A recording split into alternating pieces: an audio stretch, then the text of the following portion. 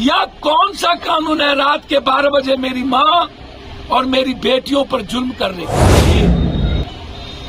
जुल्म पप्पू यादव को यहाँ लेके आ गया। ये डर नहीं चलेगा, ये आतंक नहीं चलेगा जीवेद जी। जरूरत पड़ेगी तो इसी गांव में मैं बैठ जाऊंगा, और आपको बहुत ताकत और औकात है ना, तो आके लड़ लीजिएगा पप्पू यादव से। हमको भगवान का भी डर नहीं होता, इसीलिए याद रखिएगा।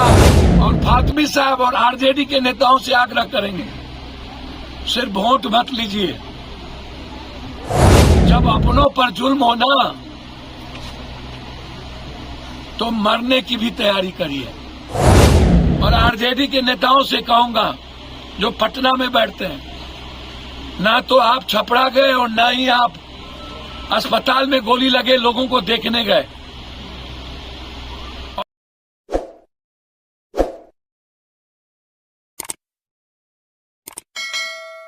मुर्दाबाद किया गया। यदि कोई भूल हो गई होती तो उसे आतंकियों का व्यवहार करने का राइट ये सीआरपीसी और कानून में नहीं है। आप अपने ईगो के कारण कि मैं थानेदार हूं, मैं पुलिस हूं, मेरी वर्दी ही ताकत है, आपने जनता की भावनाओं को नहीं समझा और आप जुल्म कर दिए, जुल्म की सीमा पार कर दी आपने।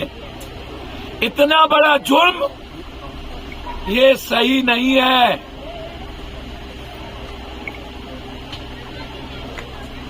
और अभी तक जनप्रतिनिधि चुप हो, और मुख्यमंत्री जी सब बात की खबर रहता है, और आपको इतनी बड़ी घटना घट गई इसकी खबर नहीं रहता। छपरा में आपको खबर नहीं रहता, ऊपर से प्रेशर डाल दिए जाते हैं, छपरा के एसपी को बदल दिया जाता है रूडी के कहने पे। आज बारेबा जबरदस्ती आप एसपी से करवाना चाहते हैं। चलिए, मेरा मानना है, मैं चाहता हूं 24 आदमी पर आपने केस किया होगा, धारा 253 या 153 या और भी काम काज में दखल देने का चुनावी प्रक्रिया। आप वारंट ले आइए, वारंट सर्व करा दीजिए। जिन लोगों का आप वारंट लाएंगे वो अपना बेल करा ले, या जिनका नेम्ड एफआईआर है वो अपना बेल करा लेंगे, या नहीं तो आप कानूनी प्रक्रिया के तहत आप कोर्ट जाइए, कोर्ट से आप कुर्की जब्ती लीजिए। हम एंट्री सेफ्टी बेल करेंगे या तो सरेंडर करेंगे। यह कौन सा कानून है रात के 12 बजे मेरी माँ और मेरी बेटियों पर जुल्म करने का? और यही जुल्म पप्पू यादव को यहाँ लेके आ गया। ये डर नहीं चलेगा, ये आतंक नहीं चलेगा जीवेद जी। जरूरत पड़ेगी तो इसी गांव में मैं बैठ जाऊंगा, और आपको बहुत ताकत और औकात है ना, तो आके लड़ लीजिएगा पप्पू यादव से।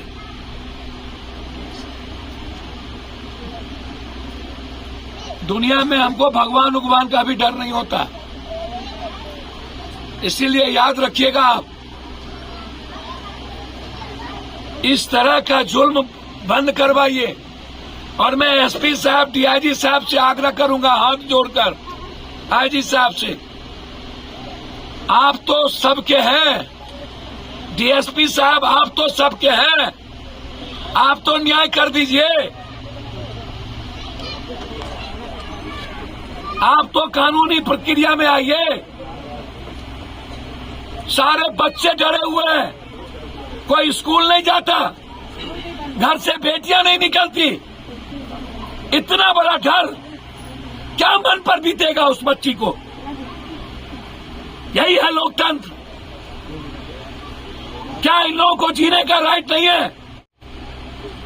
मेरा आग्रह है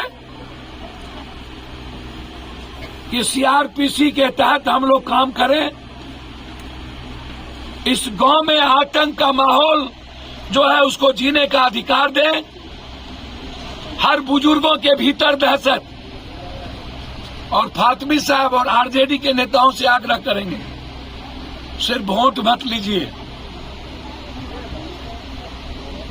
जब अपनों पर जुल्म होना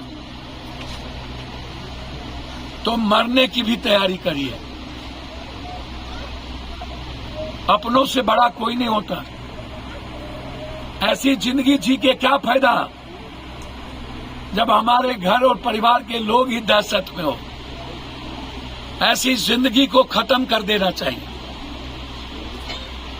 और आरजेडी के नेताओं से कहूंगा जो पटना में बैठते हैं, ना तो आप छपरा गए और ना ही आप अस्पताल में गोली लगे लोगों को देखने गए,